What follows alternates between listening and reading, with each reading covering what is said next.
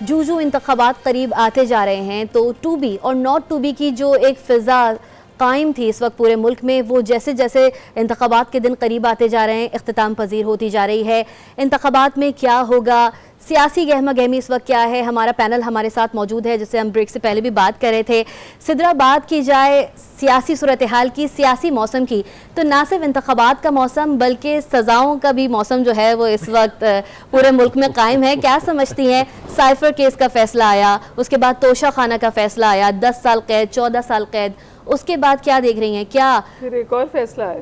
بالکل، تو جو کیا دیکھ رہی ہیں کہ جو ووٹرز ہیں وہ کہیں اور جائیں گے یا جو ان کے بانی پی ٹی آئی کے جو ووٹرز ہیں وہ مزید متحرک ہو جائیں گے ان فیصلوں کے بعد؟ ویسے اس میں اگر ہم ٹرینڈ دیکھیں تو یہ آپ کو پاکستان میں نظر آئے گا۔ اگر 2008 میں بی بی کی شہادت سے بات شروع کرتے ہیں، there was a lot of grief، ایک غم، غصہ، سمپتی، ضد، ہم صبح سے یہی باتیں کر رہے ہیں کہ یہ جو ایک ریاکشن آتا ہے، پبلک کا جو رسپانس ہوتا ہے، اٹس ویری پیلپیبل، اس کو آپ محسوس کر سکتے ہیں۔ اور یہی وجہ ہے کہ 2008 میں ہم نے دیکھا کہ پاکستان پیپلز پارٹی نے اپنی حکومت بنائی۔ پھر اس کے علاوہ جو ہمارے پاس نمبرز نظر آتے ہیں، 2018 تک کے الیکشنز میں بھی نواز شریف صاحب کو کنٹیسٹ کرنے کی اجازت نہیں دی گئی۔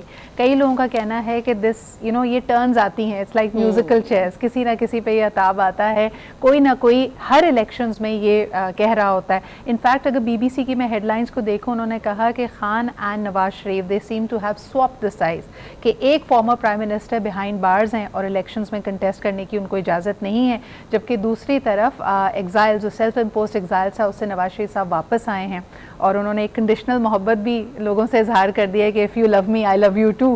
So let's see how much people love him. Voter turn out کیا ہوگا یہ دیکھنا پڑے گا۔ اس کے علاوہ اگر ہم دیکھیں تو finally now we are getting into that phase where people are getting excited about the elections. بالکل سدرا، اور سب سے اہم سوال یہ بھی ہے جیسا کہ آپ نے کہا کہ 2018 کے الیکشنز میں جو صورتحال نون لیگ کی تھی وہ اب پی ٹی آئی کی نظر آتی ہے۔